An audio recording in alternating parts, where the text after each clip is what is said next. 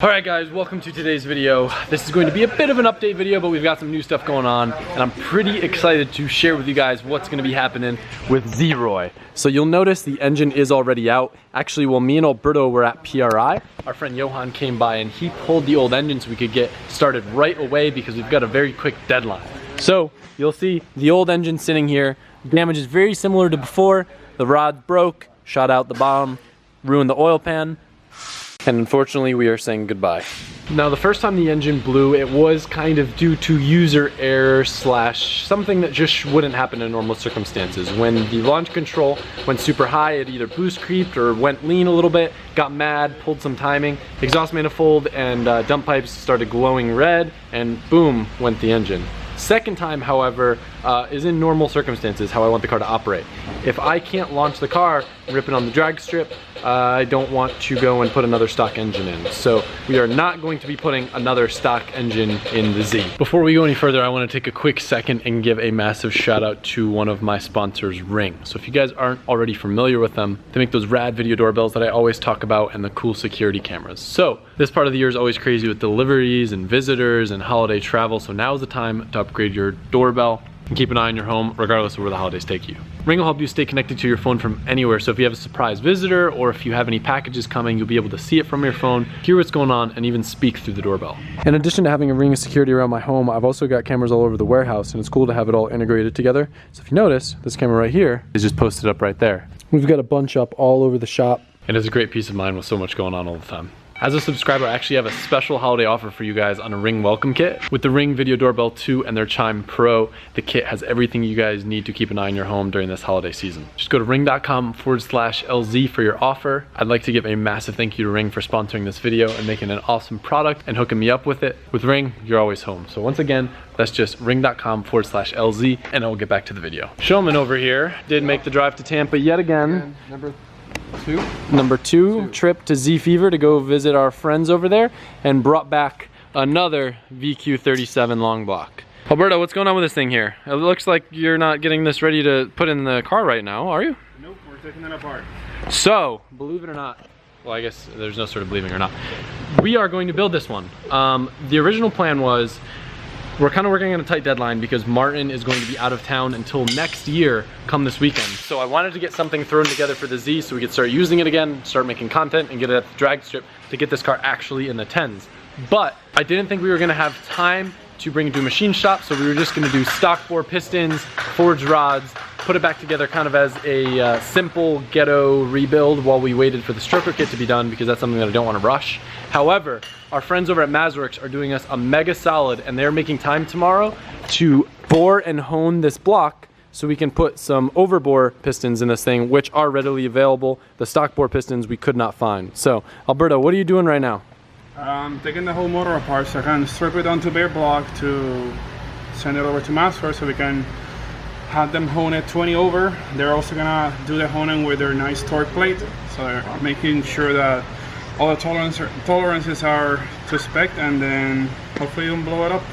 Hopefully. How much horsepower do you want to it? So I think we should just run it at very similar power to before, and then see like kind of what you think we should go up. That's not gonna happen. I know you already. What do you mean?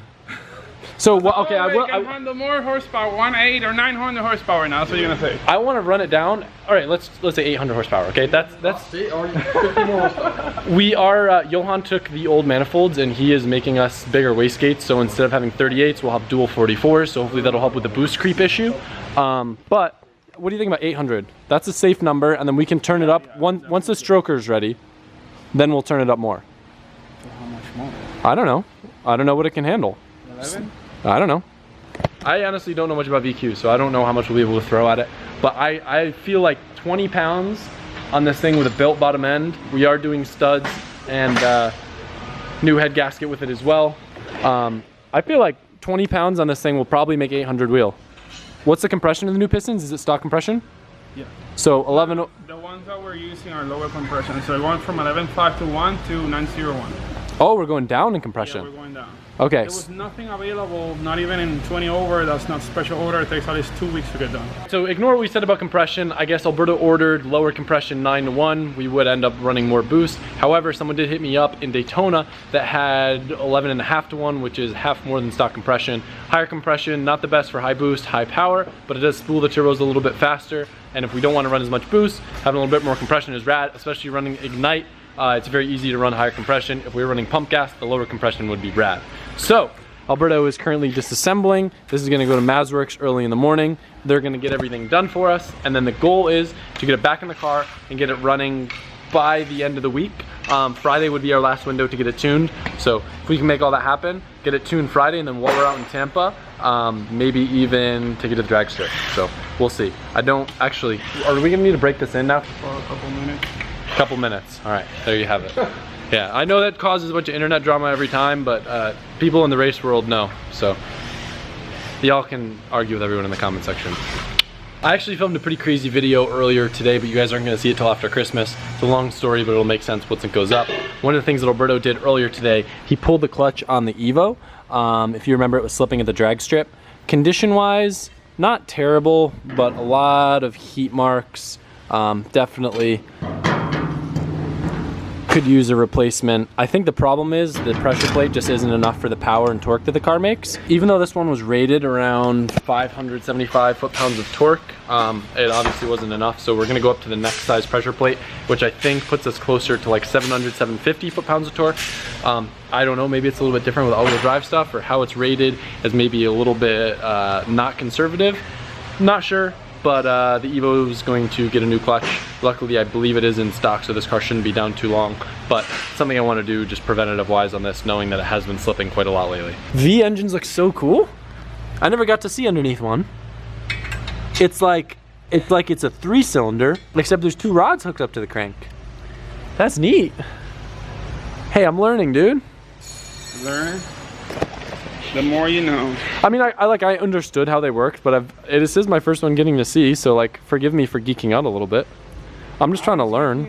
What? What? Do you guys remember how there's the kangaroo Easter egg on RBs? On these, they have LEO stamping on them. Comment below if you know what that means. Leo! I think that's what it means. Leo! I have to say, I didn't know that you had taken apart a VQ before, so this isn't your first time? No. That's good. It seems like a very odd thing to take apart and rebuild. Yeah, it's how like this cover kind of starts. There's so much silicone, so you have to like gently pry from specific spots, try to break the silicone without actually cracking the cover. You don't want to just pry from one part and just break it in half. So we compression tested this engine, and even though it is a perfectly good engine, what was the compression numbers on it? Like 260, 270? Yeah, something like that, yeah. All across the board. This will be a good starting point for a built bottom end. So again, I know you guys were giving us crap about putting another stock engine. Like I said, the first time it was kind of like user error issue. Face off. Ooh. And then the second time. Like silicone, all these things. Imagine like missing one spot and it just starts leaking, have to do it over again. Jeez, look at that. And then you guys know the second engine just couldn't handle the launch. So hopefully the next one will be able to. I know I've been hinting to you guys for a little while now that we've got some carbon bits coming for the Z. So part of the next phase will be the built engine and making it lighter, just to try to get into the 10-second mark. Did I mention that NA 370Zs are like in the high 11s, so we should definitely be in the 10s no matter what. But these came and I'm excited to show you. Can you guess what's in these boxes? I have 2 of them. They're from Carbon Crown Crafting, the same people that make the fenders that are on my Z. Check out what we got made for Zeroy. Does this demonstrate well how light these are? Look, Crazy. Carbon doors! Woo! And the way that they designed them too, I've been told I can run all the like windows and everything still, like all the OEM panels and everything will still bolt up if I wanted to do that. Race car probably won't go too crazy with that stuff, but I know I need to have windows up at the drag strip, so that's very important. But look at how rad these are. I don't know about running these without a cage. I know that obviously we're gonna lose a lot of the structural rigidity of having stock doors, but they're gonna look rad and they're probably gonna shave quite a bit of weight. Best news of tonight, Jamie hopped on ECU Master and remote tuned the Skyline with me, and it turned out for whatever reason, maybe from cleaning the fuel filters, maybe from cleaning the injectors, the Skyline just had a little bit too much fuel for some reason.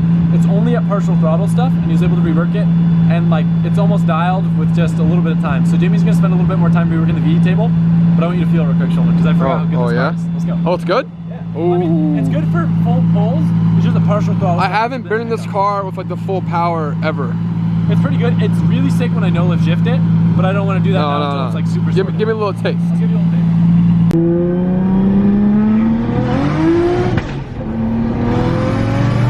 Oh, Jesus! Oh my God! It's so smooth. I'm very excited to have this car, like, Yeah. pretty close to being where it needs to be. Yeah, for sure. I did just realize though, unless my fuel gauge is wildly off, it's very, very low on gas right now. So We gotta fill it up. give me a quick rundown on how much you hate VQs. Well, if you like $1 million, If you like $1 million, I think everybody likes it. Do you like $1 million? yes, if you like $1 million volts. Oh, $1 million bolts. 10 mils. $1 million bolts. Even though I ended up like putting this part back in the head, so it's sort of like 30%. Wait. Did you just say 1,000,010 mils? Yes. Do you know what that means? Alberto, we have plenty of blown up VQs. Think about all the 10 mil bolts we can take off them. I think you need a Sip Gun sponsorship. You got like 20 of those. So Go. look at these plates. Uh-huh. Look at all the holes in there. Yeah. That twice. So you have to take one layer off. Then I took like 10 mils off, and you have another layer with the same amount back. It's like, oh great. Look at all the bolts that I have to put back now. How do you know what bolts go to what, Alberto? We don't know. Just like put it on there. If it fits, it goes. Like, right? That's how you do it. Yeah, I'm just kidding. I know. Look at this sick chain. I think I'm gonna run this on my BMX bike. It looks really nice. It's pretty handy to like got all the timing marks on there and everything. So, all right, walk me through what aren't we reusing for the new engine? I know we've got a new gasket kit. We obviously aren't reusing the old. We're using this area right here. We're not using these heads? No, this right here that doesn't work. All right, so I have a technical question for you. Yeah. You know, one of the options, because we were having a hard time finding pistons, was just doing upgraded rods and leaving stock pistons. It seems like that was a bad idea. Why?